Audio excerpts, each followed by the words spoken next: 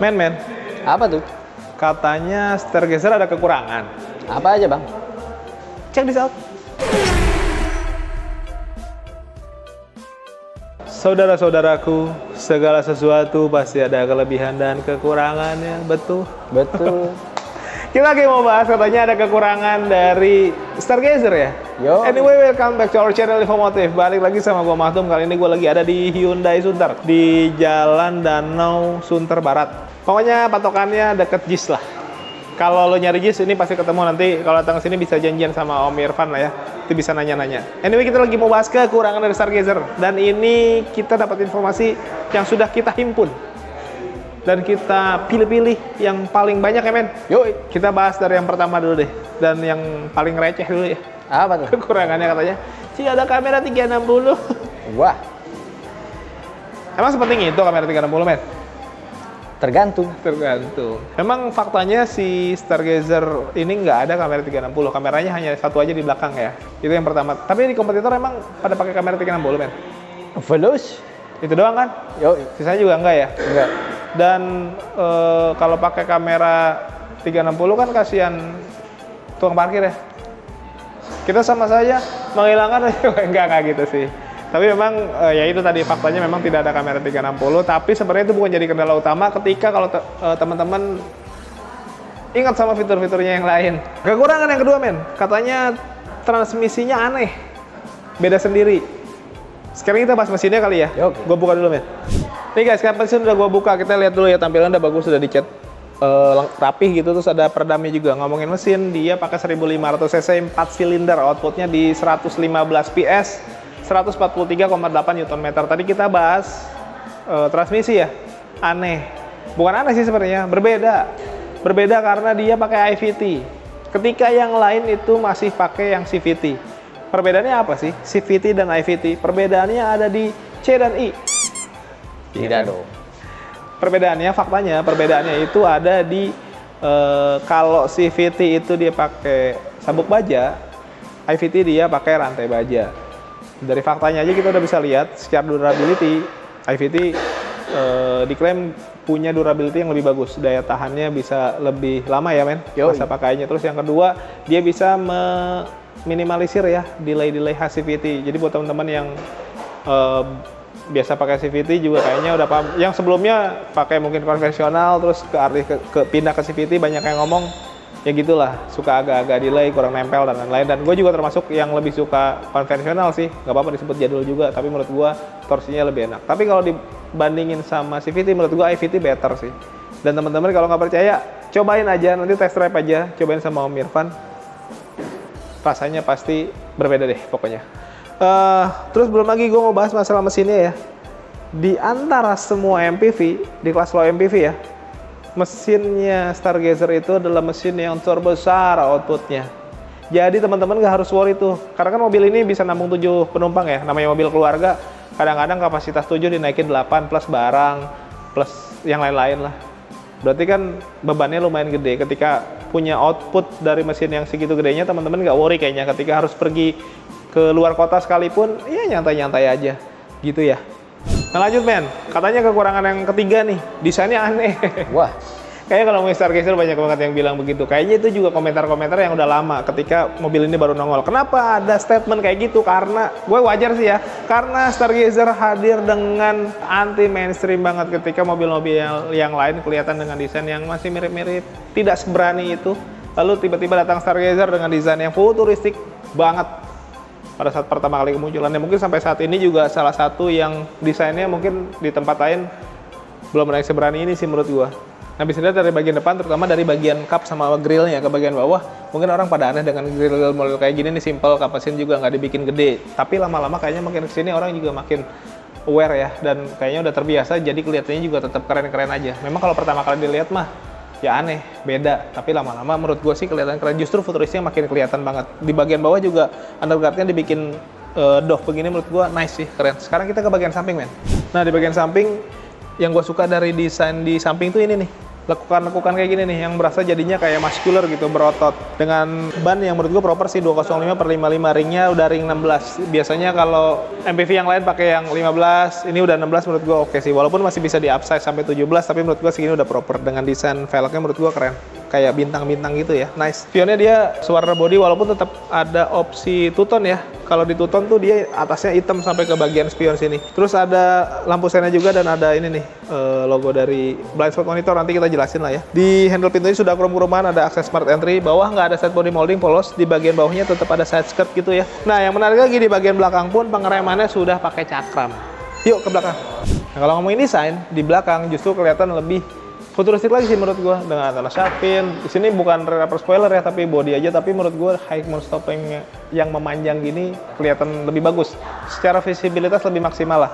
Belum lagi LED barnya nih untuk stop lamp yang manjang gitu. Dia tipis-tipis dan menurut gua itu yang bikin mobil ini jadi kelihatan lebih futuristik ala-ala Star Trek gitu ya. Jadi kayak sama lampu depan tuh jadi punya benang merah yang sama lah, dibikin tipis-tipis, ada garis-garis lampu tipis gitulah. Terus ada emblem Hyundai, Stargazer. Di bagian belakang lain tadi kamera. Segini cukup lah menurut gua kalau buat parkir ya. Yo, cukup. Nggak harus keliling juga. Sensor parkir ada 3 titik, mata kucing. Bagian bawah tetap ada underguard warnanya doff sama seperti bagian depan tadi. Nice. Jadi intinya yang aneh atau enggak ya balik lagi ke teman-teman sih, karena desain itu subjektif. Nggak bisa dipaksain juga. Tapi konsep futuristiknya mobil ini dapat banget. Kekurangan selanjutnya men. Apa bang? Katanya harganya mahal emang. Masa bang? OTR itu di 320 juta, belum dipotong cashback. Gua rasa mobil-mobil MPV yang lain yang sekelas ini harganya mirip-mirip segitu ya. Segitu-segitu juga. Tapi kita mau tahu promonya dulu deh sama harga netnya dan apa aja yang didapat. Kita tanya sama Om Irfan yuk. Nah guys, langsung aja kita nanyain promonya sama Om Irfan. Halo Om. Halo. Apa kabar? Alhamdulillah baik. Baik. Nih Om Irfan nih Yes. dari Hyundai Sunter nih. Om, Yes. kan katanya ada yang bilang Stargazer mahal. Padahal mah kalau udah dipotong promo dan lain-lain bisa senet itu ya. Yes, betul. Boleh jelasin Om? Kita bicara DP minim ya. Heeh. DP minim di Hyundai Stargazer ini ya DP 5 juta bisa lah. Wait, di tempat lain 5 juta hanya booking fee loh, tanda jadi. Di kita bisa. Katanya mahal. Andai kata di press lagi ya Hah, masih bisa di bawah itu? bisa sih. Serius? Bisa. Nah guys, biasanya ini agak out of the box sih. Tapi beneran Om. Bisa. Nah, jadi buat teman-teman yang tadi bilang harganya mahal, masa iya? Tuh, tadi udah segitu. Apalagi Om promonya Om? Selain dari tadi DP kecil ya, DP minim, ada juga kita cash bertahap. Cash bertahap. Ya, yang dimana Bapak dan Ibu sekalian beli mobil Hyundai Stargazer cuti setahun. Cuti setahun? Yes. Konsepnya gimana? Bayar 50% di awal, Oh ya. ya. Sisanya 50% di akhir. Di tahun selanjutnya. Oh, jadi buat teman-teman yang nggak mau kredit, pengen tetap cash tapi duitnya belum ngumpul. Ya, betul. Setahun ini setengahnya dulu, setahun depannya baru setengah lagi. Iya, betul. Kalau di tahun depannya kan kita nggak tahu namanya rezeki ya Om. Iya. Ternyata setengahnya lagi duitnya belum siap, gimana Om? Bisa di-extend. Bisa diperpanjang Bisa. Selain itu kita lagi ada program suku bunga 0%. tanpa bunga dong? Ya, suku bunga 0% tanpa bunga itu selama 1 tahun. Oke. Lalu juga kita ada program balloon payment. Balloon payment. Iya. Nah ini gimana nih kalau balloon payment? Balloon payment itu jadi pokok hutangnya dibagi 2. Ya, contoh lah kita Stargazer Prime ini DP untuk balloon paymentnya sekitar 80 juta belum dipotong diskon ya. Ya. 80 juta belum dipotong diskon. Ya, angsurannya selama 3 tahun itu kurang lebih sekitar 3 jutaan. Dan ada sisa pokok hutangnya nanti bisa dilunasi tanpa kena penalti atau diperpanjang sampai dengan 2 tahun. Jadi total kredit bisa 5 tahun. Tadi yang saya bilang DP 80 juta belum dipotong diskon ya. Spesial di Hyundai Sunter. Puluhan juta diskonnya. Puluhan juta. Kenapa sih pada nggak mau nyebutin diskon Om? Karena saking gedenya bagaimana nih? Bombastis banget pokoknya. Nggak enak ya? Bombastis Kalau banget kegedean pokoknya. nggak enak kalau diomongin ya Om. Pokoknya Bapak Ibu hubungin Irfan, screenshot video ini, hubungin Irfan, ketemu di Hyundai Sunter dengan Irfan. Nah, tadi kan banyak yang mau test drive mungkin ya, Yes, karena mau nyobain, betul. silakan aja langsung ke Om Irfan. Nah, terus apa lagi Om? Tenor paling lama berapa tahunnya? Oh iya, tenor paling lama bisa 8 tahun.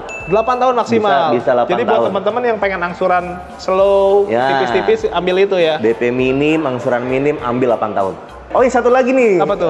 Bapak Ibu sekalian, kalau yang pengen banget syariah, bisa juga. Oh, jadi nggak harus konvensional. Nggak harus konvensional, syariah juga bisa. Nah, opsinya lebih banyak. Iya. Terus kalau ngomongin kredit kan kita harus ngomongin data berarti ya. Ya, betul. Kan data orang nggak lurus-lurus aja Om. Iya. Ada yang belak-belok, Iya. ada yang puter balik. Iya. Tenang aja Bapak Ibu sekalian. Yang penting Bapak Ibu sekalian, data bisa Irfan bantu. Oke. Yang penting siapin aja DP-nya sama sanggup angsurannya di angka berapa, hubungin Irfan. Oh. Untuk data biar Irfan bantu. Nah, kalau tadi ngomongin test drive-nya bisa nyamperin atau Om? Bisa. Jadi saya bisa jemput Bapak Ibu sekalian ke rumah ataupun ke kantor Bapak Ibu sekalian. Dan itu nggak dipungut biaya kok, gratis. Ya kadang ada yang suka minta uang rokok Om. Nggak beres Nggak ada, itu. nggak ada di Irfan, Nggak nggak ada ada. yang begitu-begitu. Itu tidak profesional. Tenang aja, Om Irfan mah nggak begitu-begitu lah. Pokoknya mau ketemu dimanapun janjian aja ya. Ya, betul. Dan unit test drive-nya nggak hanya Stargazer kan ya? Kita ada banyak. Semuanya ada ya? Semua ada. Beli di Hyundai Sunter dapat spesial. Bahkan sampai Ioniq pun mau test drive bisa? Ada. Tapi kalau ngomongin masalah prom, ada yang lebih oke nih.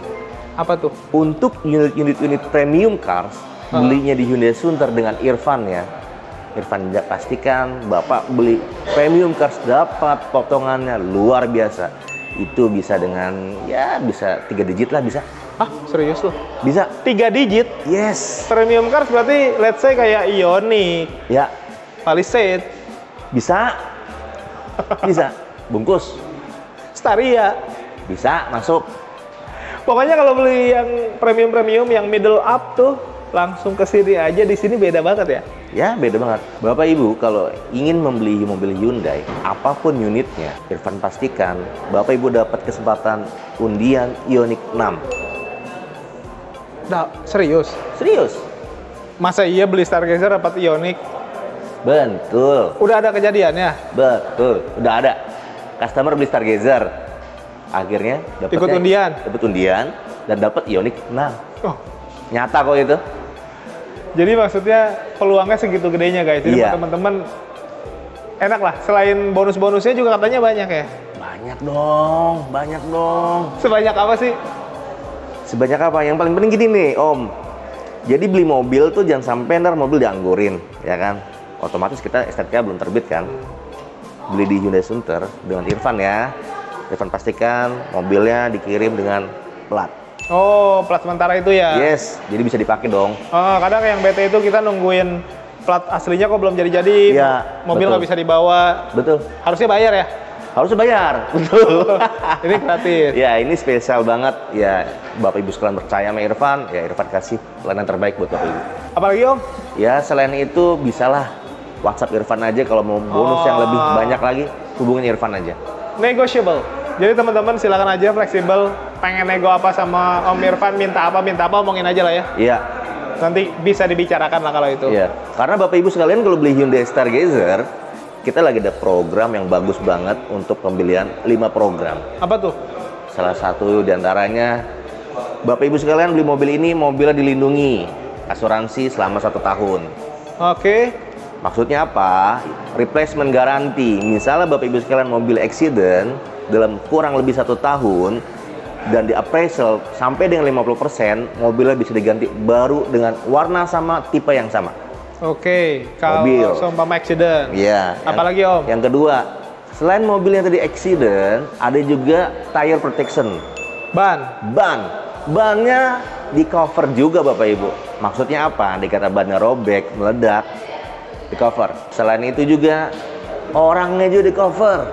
Amit-amit ya kecelakaan, accident, itu customer protection program sudah tersedia dari Hyundai untuk Bapak Ibu sekalian. Sejumlah penumpang. Sejumlah penumpang. Bukan cuma driver aja kan? Iya, sejumlah penumpang. Yang paling penting, resale value garantinya berapa duit nih? Mobil ini 70% resale value garanti sampai dengan tahun ketiga. Jadi kalau Bapak Ibu yang minat trade-in mobil apapun ke Hyundai, Irfan pastikan mobil Bapak Ibu, Irfan kasih harga yang terbaik, yang tertinggi. Yang itu semua tadi konsep asuransinya itu gratis ya Om? Gratis. Jadi bukan teman-teman harus pasang asuransi lagi, itu langsung dikasih sama Hyundai-nya ya? Iya, itu. Jadi beli cash pun bisa dapat asuransi di sini. Iya. Nah Om, ada katalog digital nggak? Mungkin ada medsos dan lain-lain, ada teman-teman yang mau lihat medsos ya? Ada. Ada? Ada. Nanti bisa lihat Nah, di bisa di bawah bawah ini ya, ada IG ya, ada IG, nomor WA, ada WA, ada akun, ada webnya juga, ada micet. Iya, nggak ada. TikTok ada. TikTok ada. Jadi bisa kunjungin juga, atau kalau mau lebih enak langsung WA aja, bisa Ya. telepon, bisa chatting. Gitu. Konsultasi dulu gratis lah ya. Gratis dong. Teman-teman langsung tanya aja sama Om Irfan ya. Ditunggu Om chattingan sama Oke. telepon dari teman-teman. Kita lanjut lagi guys, come on. Nah, masih bahas kekurangan. Apa lagi, Bang? Karena kalau ngomongin kekurangan tuh kadang nggak ada habisnya ya. Ya, ada. I love gibah. Nggak gitu. Ini kita baca dari media online aja sih yang mau kita bahas di sini. Nah, kekurangan selanjutnya katanya visibilitasnya itu kurang atau gimana ya? Kurang maksimal kali men ya. Yoi. Dianggapnya begitu. Gue cek ya, gue lagi ada di posisi driver, terus just info aja. Setirnya ini dia bisa diatur secara tilt dan teleskopik. Terus joknya juga selain reclining dan sliding, dia ada high adjuster. Jadi tinggi badan harusnya nggak jadi masalah ya di sini. Nggak Buat jadi. teman-teman sobat-sobat sporty, aka Ceper, kayaknya nggak usah worry lah, lu tetap bisa bagus. Ke depan sih oke.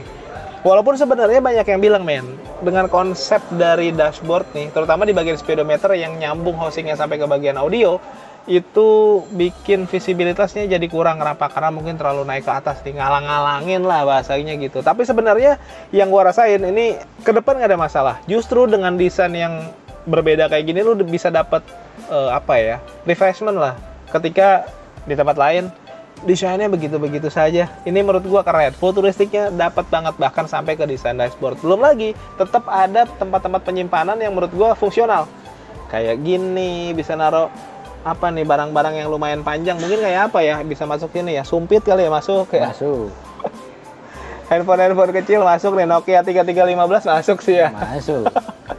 Di sini ada tempat penyimpanan juga, dan serunya lagi ada ambient slide gitu warna biru. Jadi suasana tuh suasana intim, hangat, kekerabatan. Enak lah intinya kalau malam. Belum lagi dan ambient slide-nya yang menurut gue menarik sampai ke bagian cup holdernya. Jadi kalau naruh minuman mineral, minumannya itu jadi warna biru kayak di bar gitu. Gokil sih, keren. Balik lagi ke masalah dashboard dan visibilitas ya. Jadi kalau ke bagian depan, kalau ada yang bilang desain dari si speedometer housingnya yang nyambung sampai ke bagian head unit ini menghalangi pandangan, menurut gua enggak. Mungkin waktu itu lu rada merem aja kali, jadi visibilitasnya kurang bagus. Tapi menurut gua nih oke. Nah, satu lagi yang keganggu visibilitas adalah ke bagian kiri dan kanan, terutama pilar A yang di depan ya. Ini mungkin ya efek dari desain bagian depan ya, kaca yang agak landai gitu ya. Yoi. Ke bagian depan, sehingga ininya tuh ngabisin jarak pandang gitu. Tuh, ininya habis nih, kepetok sini. Tapi kan di sini tetap ada kaca nih, bolong, jadi kelihatan. Walaupun mungkin beberapa orang ya agak kurang terbiasa kali ya, atau gimana ya, gue nggak paham sih.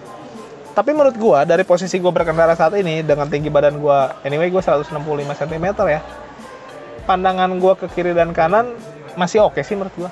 Menurut lu gimana, men?